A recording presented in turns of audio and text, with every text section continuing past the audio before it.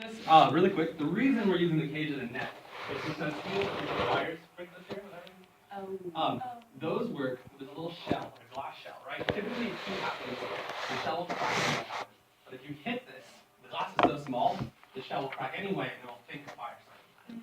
So all the fire alarms will go off with hundreds of thousands of dollars damage. But that's why we have this little tent here. Okay. Now, do not feel bad if it's hard. Trust me. This drone's not like, we have better drones in 5 seconds, but really quick, test on and you're gonna hold it like this. Looking on. Yeah, I know. I'm almost there. So, you hold it down.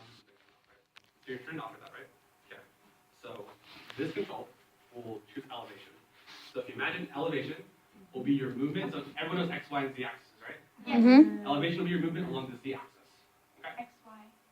So the controller that also does the left side, which is, elevation, also controls your angle. So that's called yawing. So how you turn left and right. So it's where you face on the XY plane will be your degree from X, Y, Z. Okay? Sorry. That'd be your theta. Continuing, this right here is the best part. This will move you along the XY plane. So if you are at some coordinate here, and you use this one, you go left, you go right, go right. This one makes no sense. Really? It should have a lot of you guys. When the drone is no longer able to be flown, meaning it's either tangled up in the net or it's on the ground, we'll switch people. And really quick, most important rule for me, don't panic, you're safe, it's made out of plastic. Do not turn off the controller. Because I need to get the drone, if you turn off the controller, the blades do not stop spinning. And that will hurt. Okay. Yeah. So what's your name? Oh. On campus, which we did actually get allowed to do this year, you need to submit a flight request to the U.S. Safety Center. So what the U.S. Safety Center does is they take into account where you're flying, what areas you're flying, how big the drone you're flying is, and they'll either approve or deny your request. So if they deny your request, you can go back and say like, hey, okay, so we fixed these things, we'll actually be flying in a cage, we won't be flying over people, and they'll let you fly. For drones like these, so we did actually have to submit a request in order to fly in the classroom because of the sprinklers and the lights and everything. But because these drones are so small, we can fly in something like this, where it actually won't get outside of the cage, so we are allowed to fly. And then flying drones isn't really that big of a deal, but they do worry about crashing into buildings and falling on people and stuff. So that is why every time there is a drone flight, the school needs to know about it. So there's a term called ballooning, right? This happened actually our first drone flight. It's where you go so high it loses connection to your controller. This is why I say don't trust the controllers, because the drone will always spin if you don't have the opposite. So this drone can fly through everything, which is why we have the tent.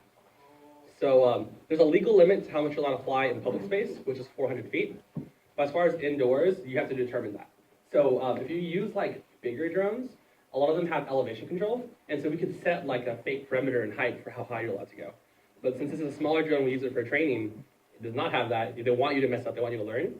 So I would say a good safety guard is you don't want to try to go above these little bars. So think about right here.